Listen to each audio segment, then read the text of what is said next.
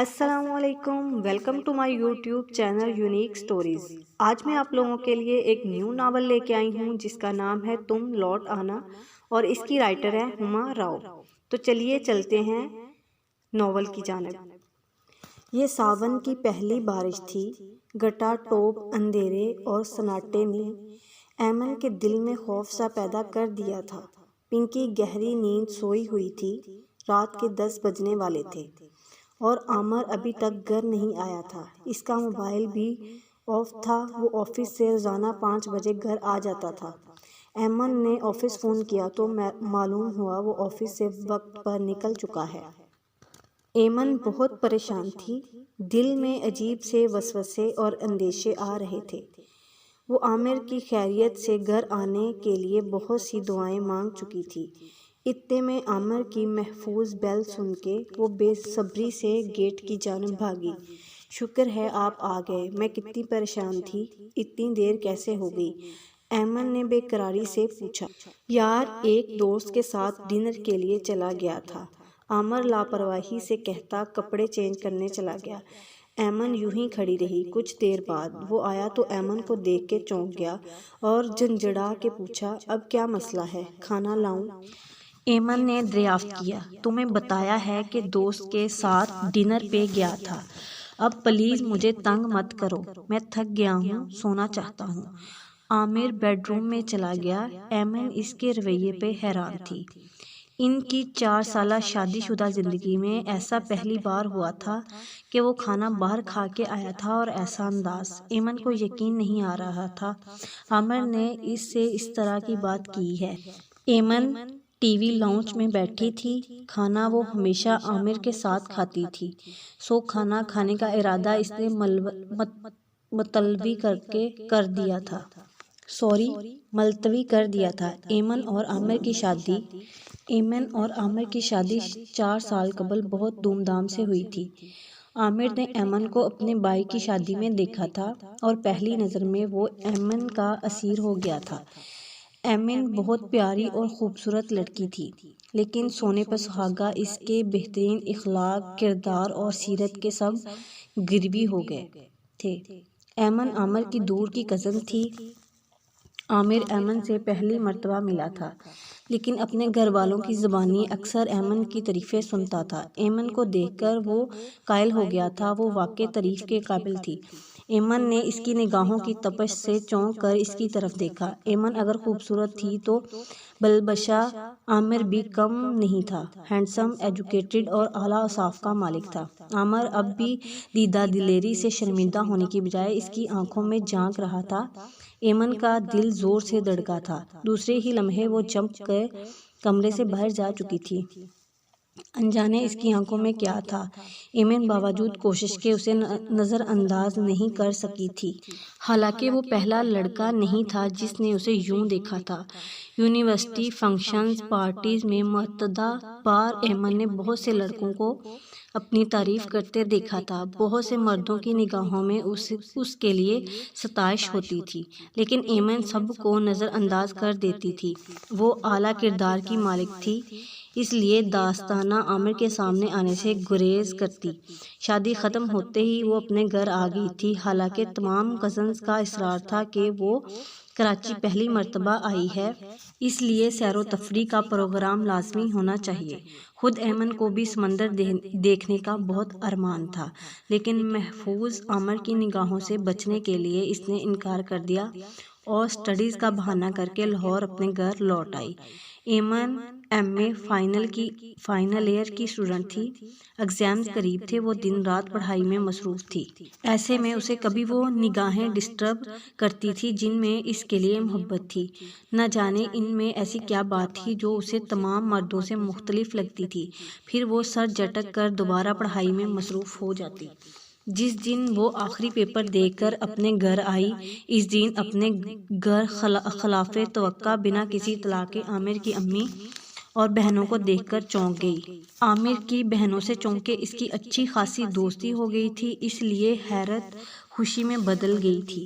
Exams کی ساری تھکن مٹ چکی تھی۔ ایمن، تم نے ہمیں سیر و تفریح کروانے کا موقع ہی نہیں دیا تھا، لیکن ہم تمہیں یہ موقع ضرور فراہم کریں گے تاکہ تم ہمیں لاہور کی سیر کرا سکو۔ ہنا گھومنے پھرنے کی بے حد شوقین تھی، کیوں نہیں، میں تمہیں سارا لاہور دکھاؤں گی۔ ایمن نے مسکراتے ہوئے جواب دیا، یار اچانک تم لوگ محض لاہور کی سیر کرنے تو نہیں آئے ہوں گے؟ ایمن سے چھوٹی سمن سے مشکوک نظروں سے ہنا ثنا کو دیکھتے ہوئے سوال کیا۔ واقعی ہمارا مقصد سیر و تفریح نہیں ہے۔ بات دراصل یہ ہے کہ عامر بھائی پہلی ہی نظر میں ایمن پر مر مٹے ہیں اور ہم دونوں ایمن کو بھابھی بنانے آئے ہیں۔ ثنا نے ایمن کو دیکھتے ہوئے شوخی سے جواب دیا۔ ایمن کا دل دھڑکا تھا۔ ایمن کی امی کو یہ رشتہ بہت پسند آیا تھا، اس لیے انکار کا جواز ہی نہیں بنتا تھا۔ عامر کی امی اور ایمن کی امی کی کزنیں بھی آپس میں کزنیں بھی تھیں۔ عامر کی والدہ کا اصرار تھا شادی کی تاریخ جلدی دی جائے۔ ایمن کی اسٹڈیز بھی کمپلیٹ ہو چکی ہیں، عامر بھی اچھے عہدے پر تھا۔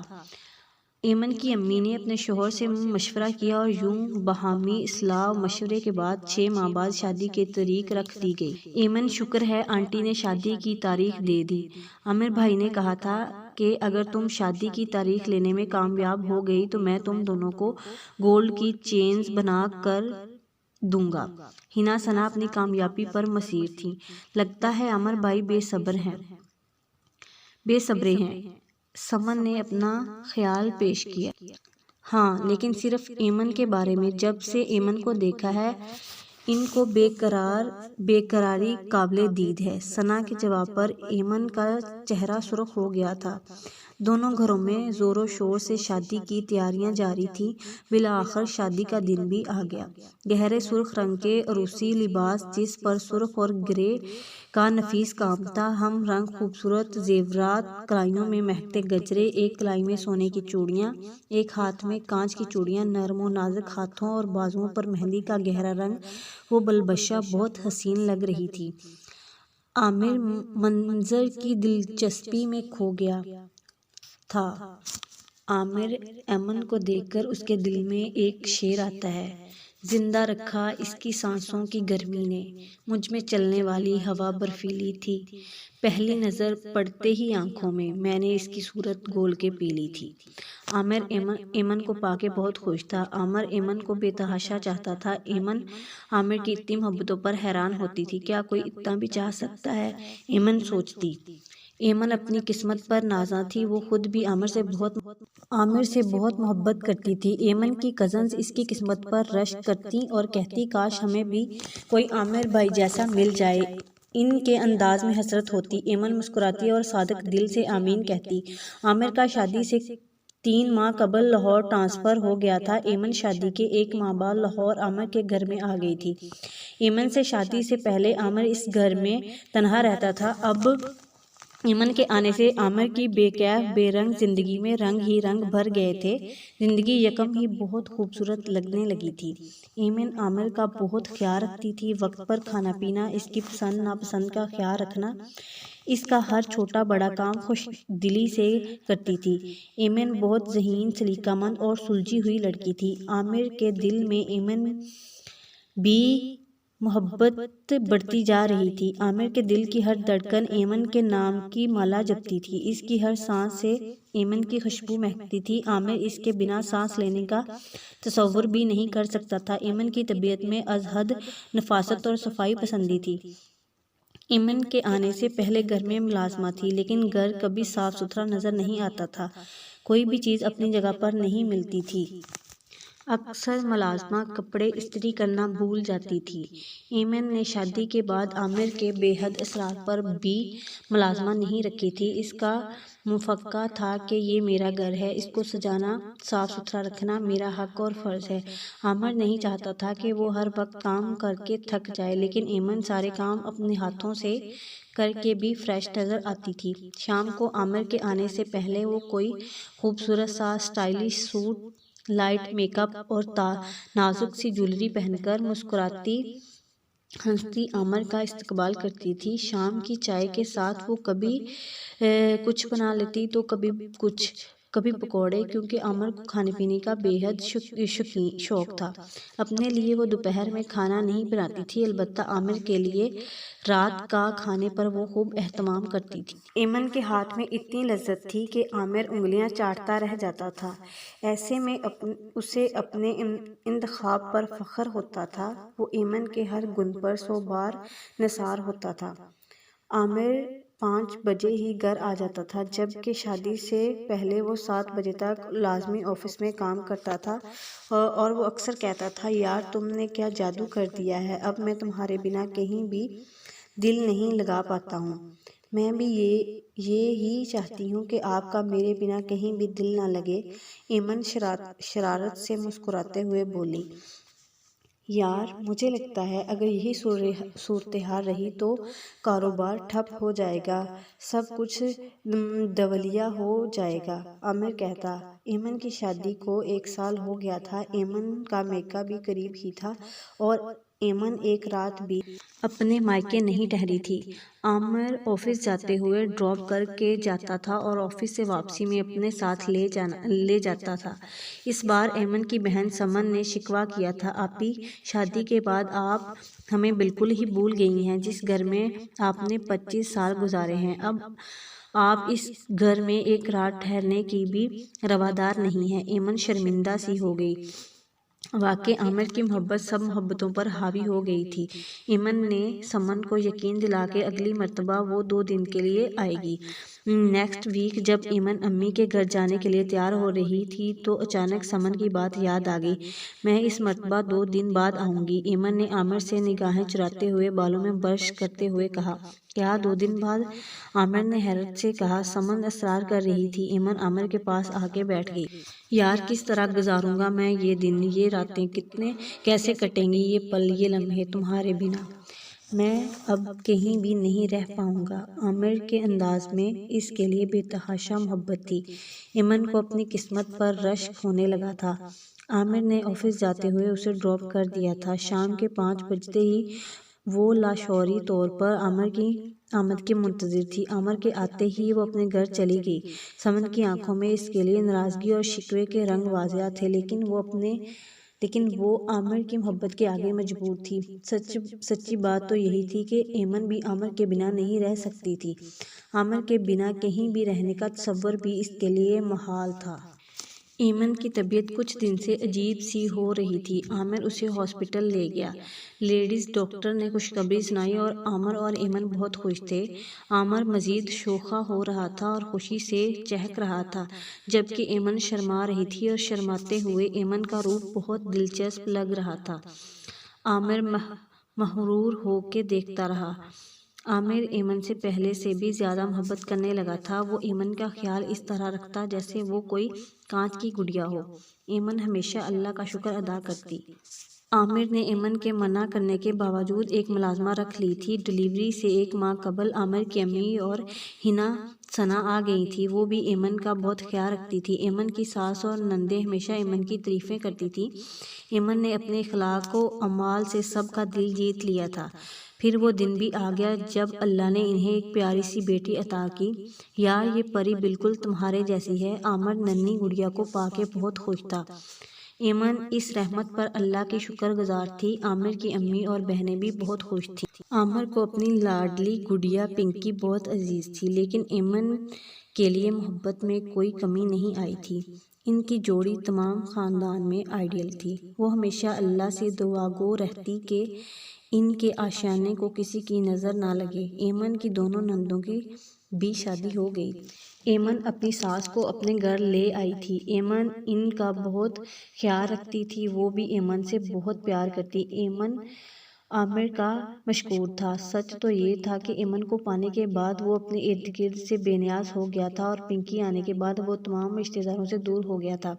اس کی توجہ کا مرکز صرف ایمن اور پنکی کی ذات تھی۔ بے شک وہ باقی رشتوں کو فراموش کر چکا تھا، لیکن ایمن کو اپنے فرائض یاد تھے۔ پنکی اب 3 سال کی ہو چکی تھی۔ شام ہوتے ہی وہ بے تابی سے عامر کا انتظار کرنے لگی، لیکن عامر آج کل دیر سے گھر آتا تھا۔ گھر آتے ہی وہ کھانا کھاتے ہی سو جاتا۔ پنکی بدمزہ ہو جاتی۔ ایمن اور اپنی دادی سے شکایت کرتی، گڑیا تمہارے بابا بزی ہیں، وہ آج کل نئی فرم میں چیف ایڈوائزر کی پوسٹ پر کام کر رہے ہیں۔ جیسے ہی انہیں ٹائم ملے گا وہ تمہیں پہلے کی طرح پیار کریں گے اور سیر و تفریح کروائیں گے۔ ایمن پنکی سے زیادہ خود کو تسلی دیتی۔ عامر میں اپنے نمایاں فرق محسوس ہو رہا تھا۔ اس دن سمن کی منگنی تھی۔ عامر نے 4 بجے آنے کا کہا تھا۔ ایمن نے پنکی کو تیار کر دیا تھا، خود بھی تیار ہو گئی۔ پنکی کی دادی آج کل ثنا کے گھر تھی۔ 4 سے 7 بج گئے، عامر نہیں آیا۔ عامر کے نمبر پر کال کی، نمبر آف جا رہا تھا۔ آفس فون کیا، وہاں سے جواب ملا وہ 5 بجے جا چکا ہے۔ ایمن بہت پریشان تھی۔ اتنی غیر ذمہ داری کا مظاہرہ تو کبھی بھی نہیں کیا تھا۔ ایمن نے ایک مرتبہ پھر عامر کے سیل کو ڈائل کیا۔ دوسری طرف سریلی انسانی آواز سن کے ایمن نے فون کاٹ دیا۔ لگتا ہے فون کہیں اور ملا دیا پریشانی میں۔ ایمن نے سوچا۔ ایک مرتبہ پھر عامر کا نمبر ملایا، پھر اس سریلی آواز نے فون اٹینڈ کیا۔ عامر سے بات کروا دیں، ایمن نے کہا، لیکن دوسری طرف سے رابطہ منقطع ہو گیا۔ ایمن ہکا بکا اپنے سیل فون کو دیکھتی رہ گئی۔ ایک مرتبہ پھر عامر کا نمبر ملایا، لیکن اس مرتبہ سیل آف ملا۔ ایمن ٹرائی پہ ٹرائی کرتی چلی گئی۔ 15 منٹ بعد تھک ہار کر سیل فون رکھ دیا۔ 8 بجے ایمن کا بھائی علی خود ایمن کو لینے پہنچ گیا۔ ایمن پنکی کو لے کر میکے تو آ گئے، لیکن اس کا دھیان صرف عامر کی طرف ہی رہا۔ فنکشن میں وہ غائب دماغی سے شریک رہی۔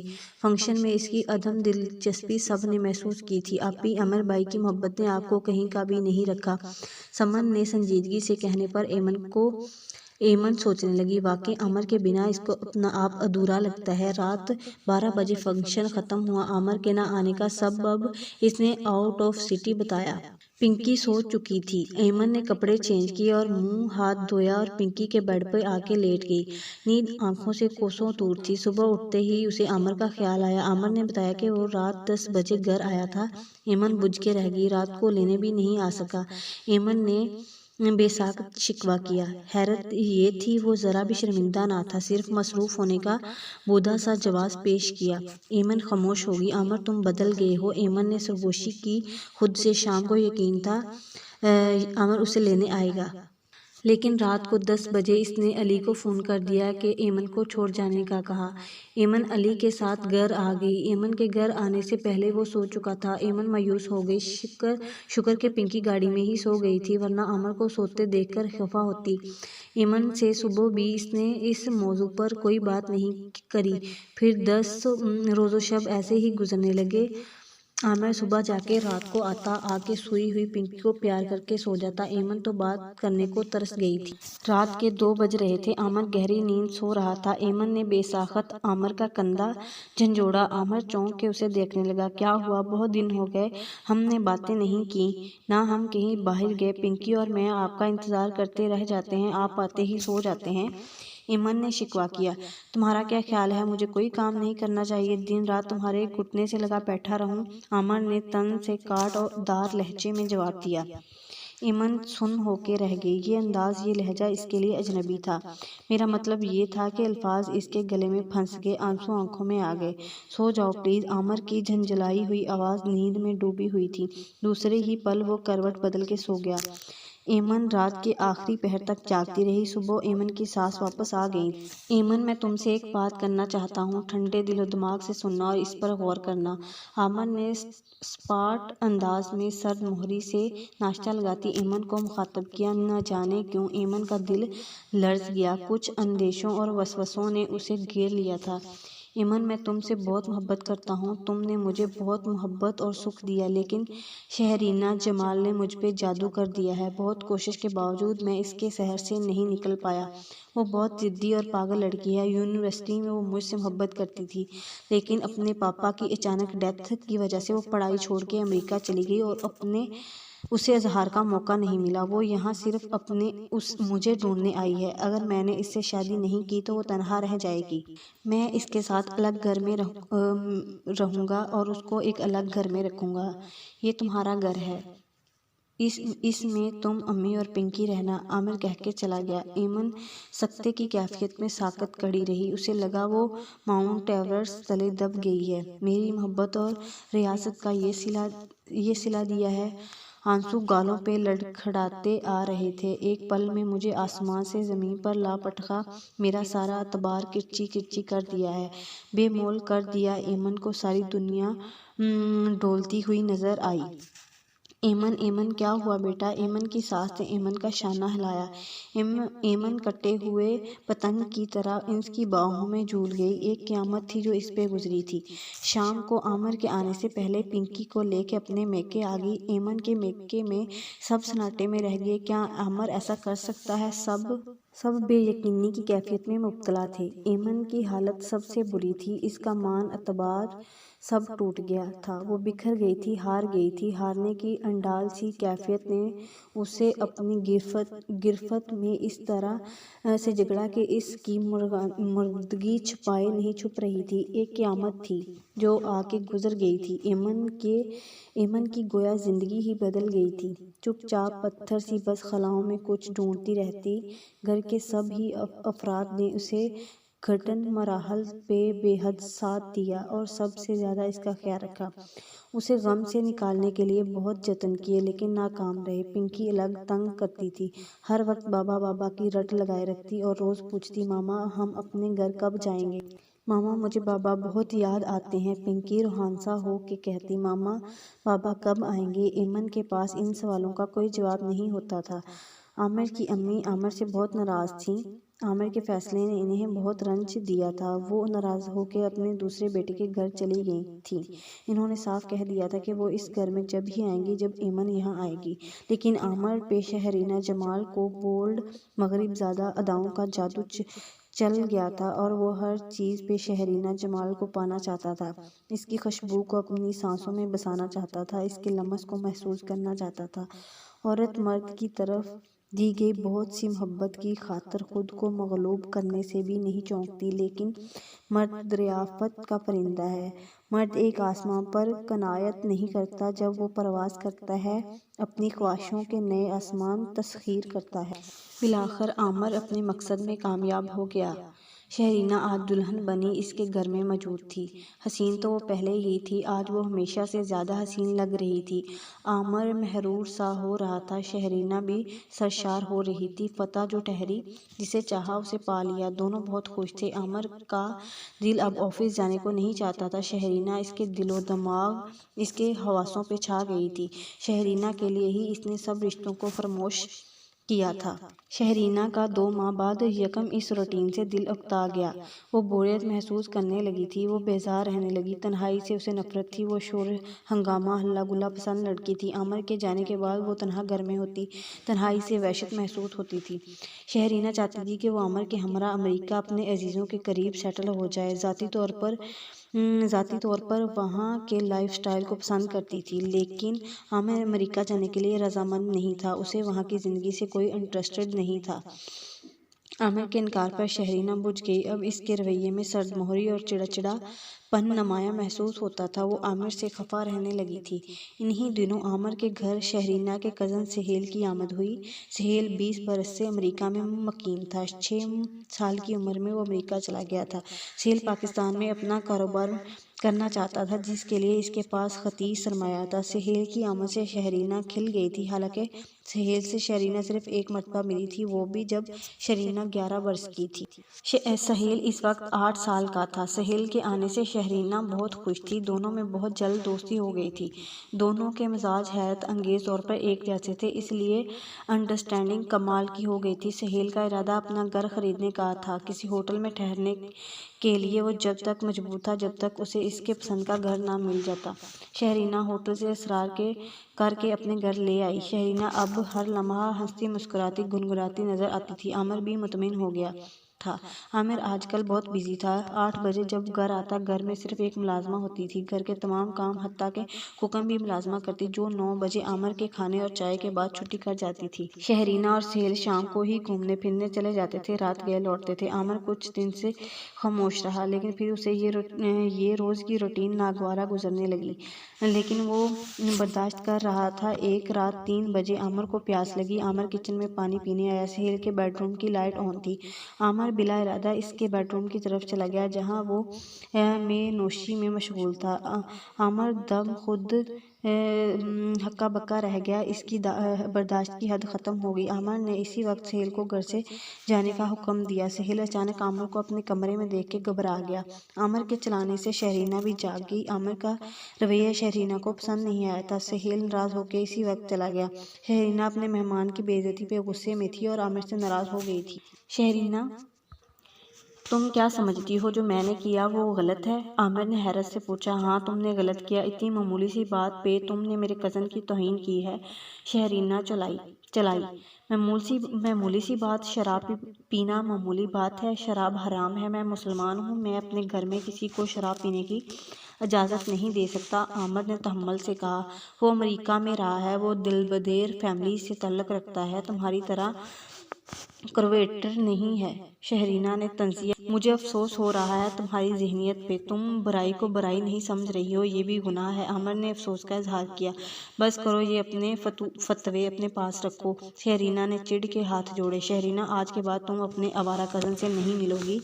عامر نے وارننگ دی۔ میں سہیل سے ضرور ملوں گی، تمہاری فضول پابندیاں مجھ سے برداشت نہیں ہوتی۔ میں نے غلطی کی جو تم سے شادی کی، اب میں مزید اپنی زندگی تمہارے ساتھ برباد نہیں کرنا چاہتی، مجھے طلاق دے دو۔ شہرینہ نے اطمینان سے حتمی انداز میں کہا، تم کیا کہہ رہی ہو، تم اپنے ہوش و حواس میں ہو؟ عامر نے بے یقینی سے شہرینہ کو دیکھا۔ میں مکمل ہوش و حواس میں تم سے طلاق کا تقاضا کر رہی ہوں۔ تم سے شادی کا فیصلہ میں نے جلد بازی میں کیا، میں تمہارے ساتھ خوش نہیں رہ سکتی، میں اکتا گئی ہوں، بہتر یہی ہے کہ تم مجھے طلاق دے دو۔ شہرینہ کے اطمینان میں کوئی فرق نہیں آیا تھا۔ میں تمہیں طلاق نہیں دوں گا، تم پاگل ہو رہی ہو، شادی بیاہ کھیل نہیں ہے، اتنا بڑا فیصلہ اتنی آسانی سے تم نے کر لیا؟ عامر حیران تھا۔ شادی بیاہ واقعی کھیل نہیں ہے، تب ہی تم نے اپنی وفا پرست آئیڈیل بیوی کو پل میں چھوڑنے کا فیصلہ کر لیا۔ شہرینہ نے جواباً طنز کیا، ہاں، میں نے انہیں چھوڑ کے غلطی کی ہے، لیکن صرف تمہارے لیے، تم سے محبت کرنے لگا تھا میں، تمہارے لیے میں نے اپنی جانثار بیوی اور عزیز جان بیٹی کو چھوڑا، صرف شہرینہ جمال کو پانے کے لیے۔ عامر کے لہجے میں دکھ تھا۔ میں سہیل سے محبت کرنے لگی ہوں، مجھے یقین ہے کہ وہ میرے لیے بہترین لائف پارٹنر ثابت ہوگا۔ تم نے اگر مجھے طلاق نہیں دی تو میں کورٹ سے رجوع کروں گی۔ شہرینہ دھمکی دیتے ہوئے سہیل کے تعاقب میں ہوٹل چلی گئی۔ عامر نے خاموشی سے شہرینہ کو طلاق دے دی۔ وہ اندر سے ٹوٹ گیا تھا، بکھر گیا تھا۔ کچھ دنوں میں ہی وہ برسوں کا بیمار رہنے لگا تھا۔ ذہنی طور پر وہ بہت پریشان تھا۔ 15 دن سے وہ آفس نہیں گیا تھا۔ آفس سے فون آ رہے تھے لیکن وہ ریسیو نہیں کر رہا تھا۔ گیٹ بج رہا تھا لیکن وہ بے خبر تھا۔ ایمن، مجھے تمہاری بد دعا لگی ہے، اپنی ماں کو ناراض کرنے کی سزا ملی ہے، اپنی معصوم بچی کی حق تلفی کی سزا ہے۔ آنسو قطرے سے بہہ رہے تھے۔ مجھے معاف کر دو، میں نے تمہارا دل دکھایا۔ وہ تنہائی میں رات کے اندھیرے میں ایمن سے مخاطب ہو کے کہتا، لیکن ایمن سے معافی مانگنے کی ہمت نہیں تھی۔ اس سے نظریں ملانے کا حوصلہ نہیں تھا۔ وہ تنہا تھا، غمگین تھا۔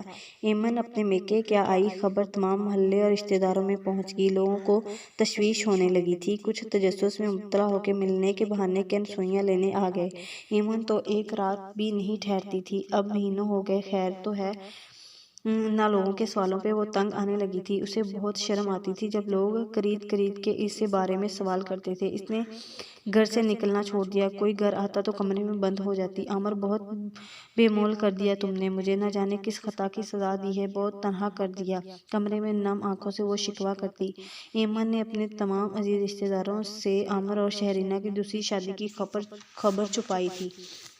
پنکی سارا دن بابا کے بارے میں الگ پوچھ کے تنگ کرتی تھی۔ ایمن کا خیال تھا وہ چھوٹی گڑیا کچھ دن میں سب بھول جائے گی، لیکن وقت گزرنے کے ساتھ وہ مزید تنگ کرنے لگی تھی۔ اس کو بہلانا اب ایمن کے لیے ممکن نہیں رہا تھا۔ پنکی کی ضد سے تنگ آ کے ایمن نے اس کا اسکول میں ایڈمیشن کروا دیا۔ اس دن وہ اسکول لے کے جا رہی تھی جب اچانک عامر سے سامنا ہو گیا۔ وہ دونوں ایک دوسرے کو دیکھ کر ٹھٹک گئے۔ ایمن اسے دیکھ کر حیران رہ گئی۔ وہ بہت کمزور ہو گیا تھا، رنگ پیلا پڑ گیا تھا، آنکھوں کے گرد گہرے سیاہ حلقے نمایاں تھے، آنکھوں کی چمک مانت تھی، چہرے کی شادابی ختم، بے ترتیبی بالوں کے ساتھ عجیب سے حلیے میں وہ ایمن کے سامنے تھا۔ عامر پنکی کو دیکھ کے تڑپ گیا اور اسے گود میں اٹھائے چومنے لگا۔ پنکی چلو بیٹا دیر ہو رہی ہے، ایمن برہمی سے بولی۔ پنکی عامر کی گود میں چڑھی لاڈ پیار کے ساتھ شکوے شکایتیں کر رہی تھی۔ ماما ہم بابا کے ساتھ اپنے گھر جائیں گے، نانا کے گھر میرا دل نہیں لگتا۔ پنکی عامر سے کسی صورت میں جدا ہونے پہ آمادہ نہیں تھی۔ بیٹا وہ گھر اب ہمارا نہیں رہا، ایمن نے اداسی سے کہا تو عامر بے حد شرمندہ نظر آنے لگا۔